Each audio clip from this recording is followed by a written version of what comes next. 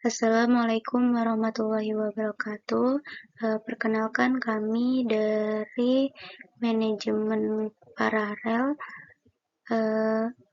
akan mempresentasikan materi mengenai kerangka teoritis dan pengembangan hipotesis.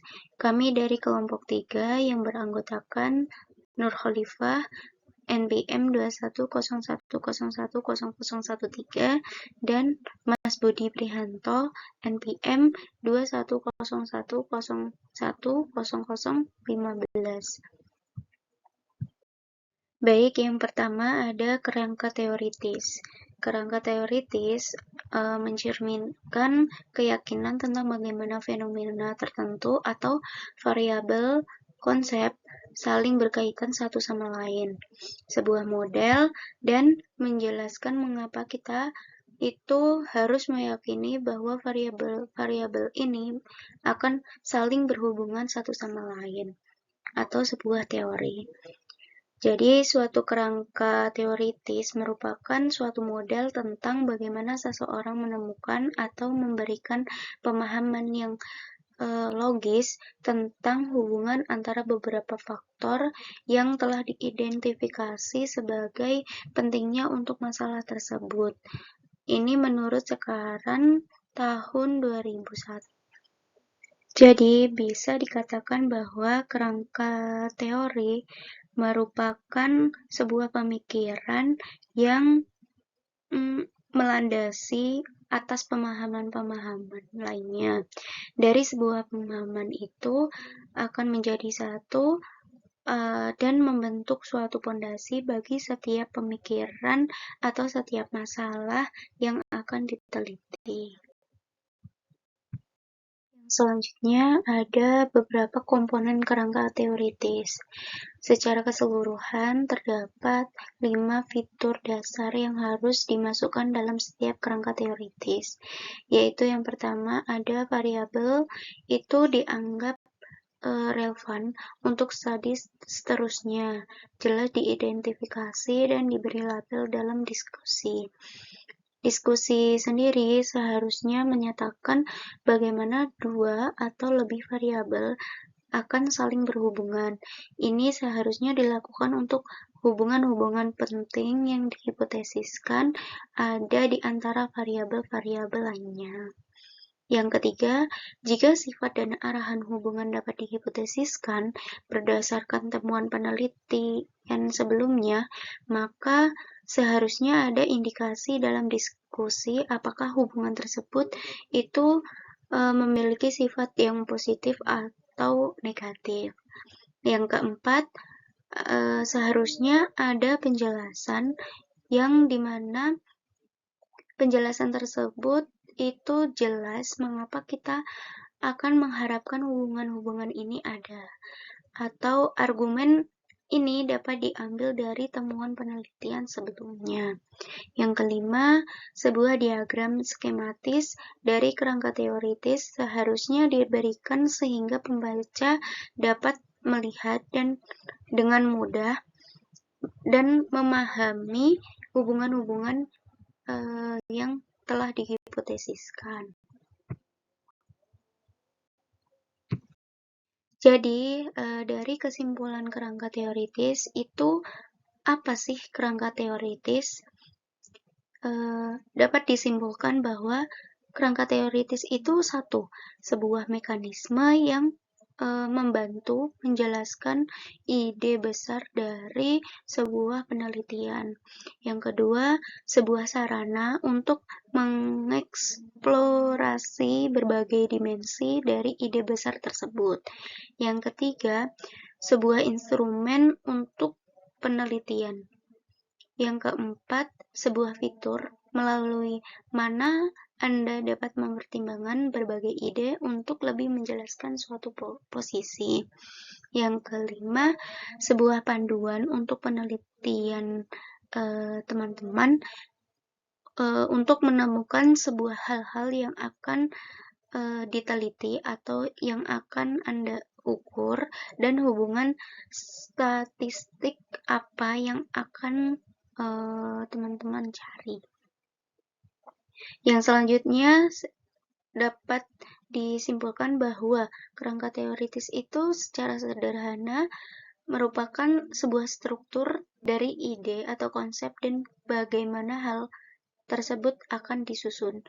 Yang ketujuh, sebuah esai yang saling berkaitan dengan teori-teori yang telah terlibat dalam suatu pertanyaan yang akan diteliti.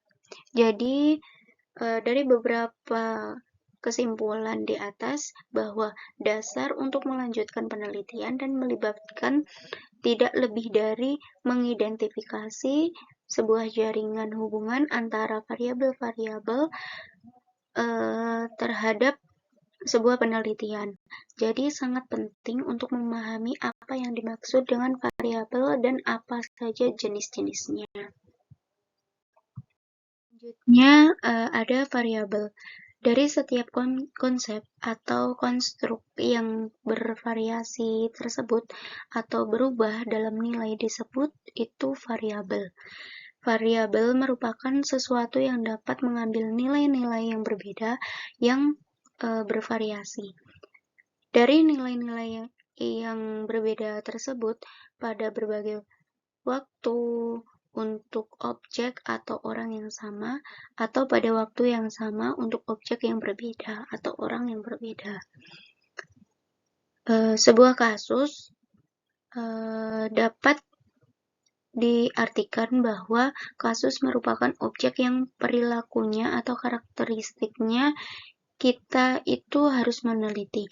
Biasanya kasus-kasus tersebut adalah ada individu, tetapi mereka juga bisa berupa kelompok, departemen, organisasi, atau kepuasan kerja.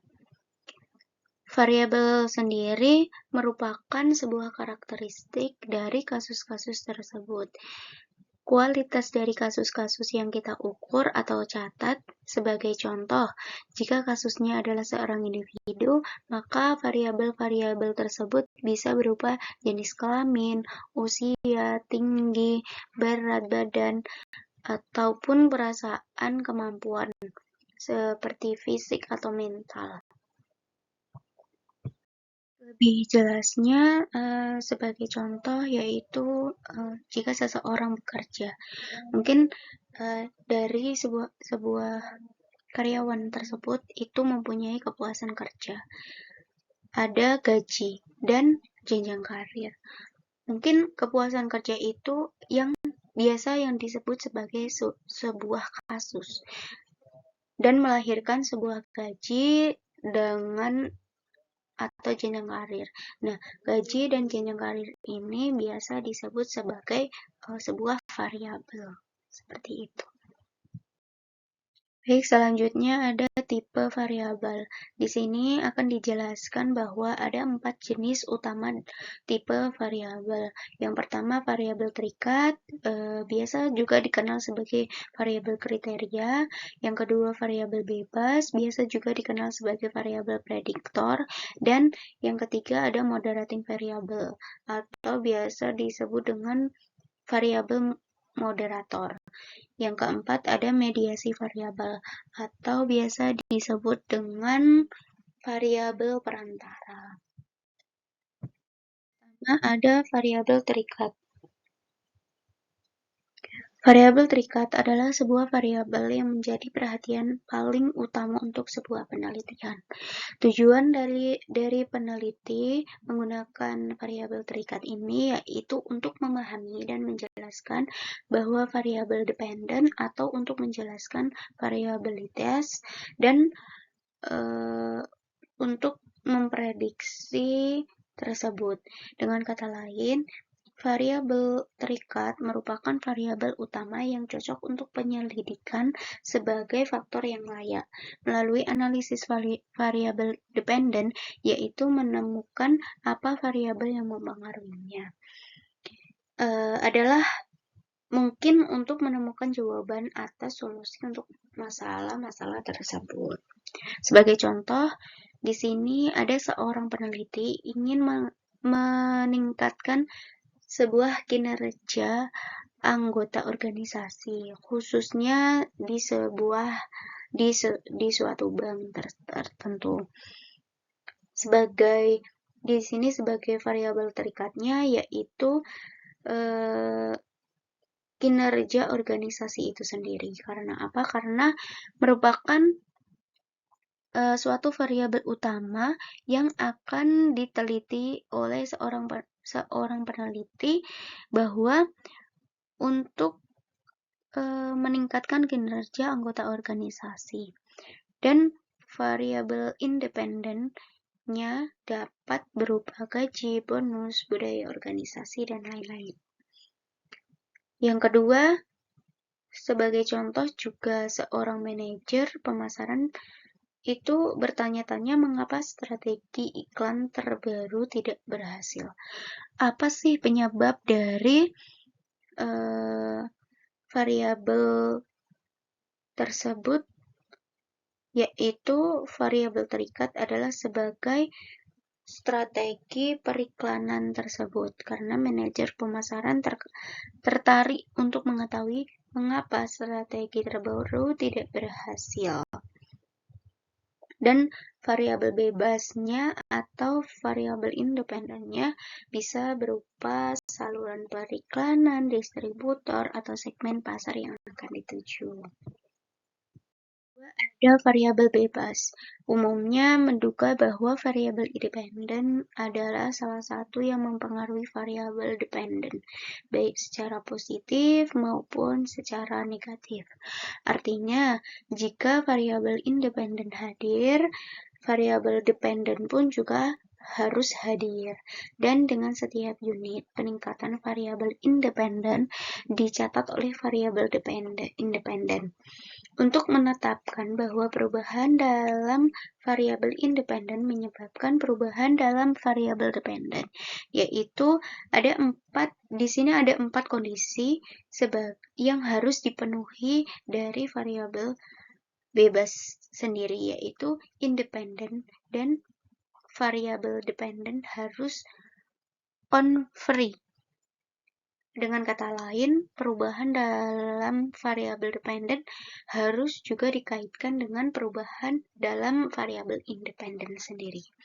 Jadi antara variabel independen dan variabel dependen itu memiliki keterkaitan atau memiliki hubungan. Yang kedua, variabel bebas, faktor penyebab yang diduga harus mendahului variabel terikat. Dengan kata lain, harus ada urutan waktu di mana keduanya terjadi, sebab harus terjadi sebelum akibat. Yang ketiga, tidak ada faktor lain yang harus menjadi kemungkinan penyebab perubahan variabel dependen. Oleh karena itu, peneliti harus mengontrol efek dari variabel lain. Yang keempat, diperlukan penjelasan yang logis atau dari sebuah teori dan harus menjelaskan mengapa variabel bebas mempengaruhi variabel terikat. Lalu yang ketiga adalah variabel moderator. Adalah variabel yang mempengaruhi kekuatan atau arah hubungan antar dua variabel lainnya. Dengan kata lain, variabel moderator itu mempengaruhi seberapa kuat atau sejauh mana suatu hubungan antara dua variabel bisa terjadi. Contoh sederhananya bagaimana? Misal contohnya gini, hubungan antara makanan yang dikonsumsi dengan berat badan seseorang. Jika aktivitas fisik, ini adalah variabel moderatornya, diintegrasikan atau dimasukkan, aktivitas fisik ini dapat memoderasi hubungan antara makanan dan berat badan. Misalnya, seseorang yang memiliki tingkat aktivitas fisik yang tinggi mungkin dapat mengkonsumsi lebih banyak makanan tanpa harus mempengaruhi atau tanpa mempengaruhi berat badan mereka secara signifikan. Sedangkan orang yang kurang aktivitas fisik mungkin lebih rentan terhadap kenaikan berat badan dari pola makan yang sama. Dalam hal ini, tingkat aktivitas fisik bertindak sebagai variabel moderator pada hubungan antara makanan dan berat badan. Itu variabel moderator. Nah, variabel interventing apa ya? Variabel interventing adalah atau variabel perantara, namanya lainnya adalah yaitu jenis variabel yang muncul di antara waktu atau suatu peristiwa terjadi dan waktu ketika kita merasakan dampak dari peristiwa tersebut. Misalnya, jika kita tahu bagaimana makanan yang kita makan mempengaruhi berat badan kita, maka variabel interventingnya bisa jadi menjadi faktor seperti contohnya metabolisme tubuh yang proses makanan. Jadi variabel interventing itu membantu kita memahami bagaimana suatu peristiwa atau faktor tertentu mempengaruhi hasil akhir dengan mempertimbangkan faktor-faktor di tengah perjalanannya. Jadi yang di antara itu ya, di pertengahan itu. Lalu hubungan antara survei literatur dan juga kerangka teoritis itu apa? Satu, survei literatur itu menjadi dasar yang kokoh untuk mengembangkan kerangka teoritis. Dua, survei literatur mengidentifikasi variabel-variabel yang mungkin penting sebagaimana ditentukan oleh temuan peneliti sebelumnya. Tiga, kerangka teoritis menguraikan hubungan-hubungan di antara variabel-variabel, menjelaskan teori yang mendasari hubungan tersebut, dan menggambarkan sifat dan arah dari hubungan tersebut. 4. Kerangka teoritis menyediakan dasar logis untuk mengembangkan hipotesis yang dapat diuji. Itu hubungannya. Lalu kita akan masuk ke pengembangan hipotesis. Definisi hipotesis. Hipotesis adalah perkiraan atau dugaan yang diajukan sebagai jawaban sementara terhadap suatu pertanyaan atau permasalahan. Hipotesis seringkali diajukan sebelum dilakukan penelitian untuk diuji kebenarannya. Contoh hipotesis, misalnya, kita mau meneliti apakah memberikan pupuk tertentu pada tanaman dapat meningkatkan pertumbuhannya. Sebuah hipotesisnya bisa bunyi gini. Jika memberikan pupuk A pada tanaman, maka pertumbuhannya akan lebih cepat dibanding dengan tanaman yang tidak mendapatkan pupuk A. Itu bunyi hipotesisnya. Nah, dalam hal ini hipotesis menyajikan perkiraan bahwa memberikan pupuk A itu berpengaruh positif terhadap pertumbuhan tanaman. Kemudian melakukan penelitian dan pengulangan data, kita dapat menguji apakah hipotesis tersebut benar atau tidak. Nah, itulah hipotesis, definisi hipotesis. Lalu jenis-jenis hipotesis atau format pernyataan hipotesis. Yang pertama adalah if-then statement atau pernyataan jika maka. Dalam hipotesis adalah bentuk pernyataan yang menggambarkan hubungan kausal antara dua atau lebih variabel. Pernyataan ini menunjukkan bahwa jika suatu kondisi atau peristiwa terjadi, yaitu if, maka kondisi atau hasil lainnya juga akan terjadi, then. If-then statement membantu merinci hubungan yang dihipotesis antara variabel-variabel dalam penelitian. Contohnya, misal contoh hubungan dalam hubungan positif ya. Jika tingkat pendidikan meningkat in if-nya, maka tingkat pendapatan juga meningkat. Kemudian, jika seseorang berolahraga secara teratur, maka tingkat kesehatan akan meningkat. Negatifnya gimana? Jika tingkat polusi udara meningkat, maka tingkat kesehatan masyarakat akan menurun. Dan negatif di belakangnya. Jika jam kerja tambah meningkat, maka tingkat kepuasan kerja akan menurun. Begitu seterusnya sampai dengan contoh di hubungan kausal. Lalu untuk yang selanjutnya adalah format pernyataan direction and non-directional hypothesis. Yang pertama adalah hipotesis berarah atau directional hypothesis. Directional hypothesis atau jenis hipotesis yang menyatakan arah atau sifat hubungan antara dua variabel.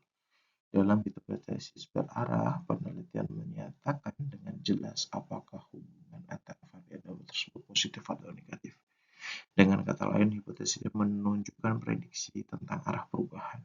Contohnya, peningkatan tingkat pendidikan akan berdampak positif terhadap peningkatan tingkat penghasilan.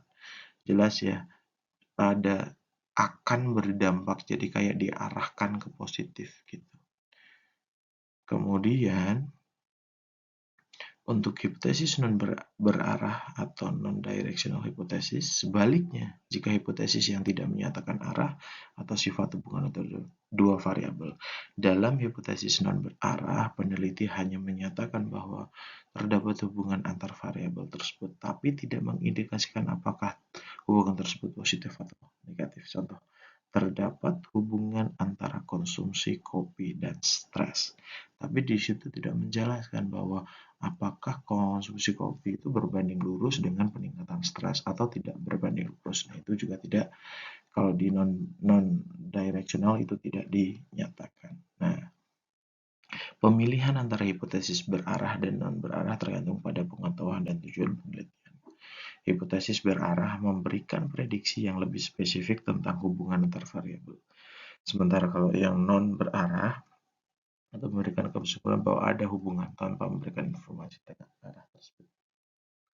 Lalu selanjutnya adalah hipotesis atau null hipotesis dan alternatif hipotesis. Nah, ini biasanya kalau null disingkatnya adalah hipotesis HO, sementara alternatif itu H1 atau HA. Ini adalah dua pernyataan hipotesis yang sering digunakan dalam statistika inferensial. Kedua hipotesis dirumuskan untuk menguji suatu klaim penyatakan mengenai populasi berdasarkan sampel. Hipotesis nol, HO, itu definisinya adalah hipotesis nol menyatakan bahwa tidak ada efek atau perbedaan yang signifikan. Semua perbedaan atau efek yang muncul hanya karena kebetulan atau fluktuasi acak. Simbolnya HO, contohnya, tidak ada perbedaan signifikan antara kelompok A dan kelompok B dalam tingkat kepuasan pelanggan. Nah, kalau itu nanti hipotesis alternatif itu menyatakan adanya efek atau perbedaan signifikan dalam populasi, merupakan pernyataan yang ingin diuji atau dibuktikan. Simbolnya bisa H1 atau H2. Jadi terdapat perbedaan signifikan antara kelompok A dan kelompok B dalam tingkat kepuasan pelanggan. Nah, dalam suatu uji hipotesis tujuannya adalah untuk mengumpulkan bukti statistik yang kuat dapat mendukung dan menolak hipotesis nul. Jika bukti yang dikumpulkan cukup, maka dapat menolak HO dan menerima H1, yang berarti terdapat efek atau perbedaan yang signifikan. Sebaliknya, jika buktinya tidak kuat, maka kita gagal menolak HO. Gitu. Contoh pengujiannya gimana? Rata-rata skor ujian kelompok A sama dengan rata-rata skor B.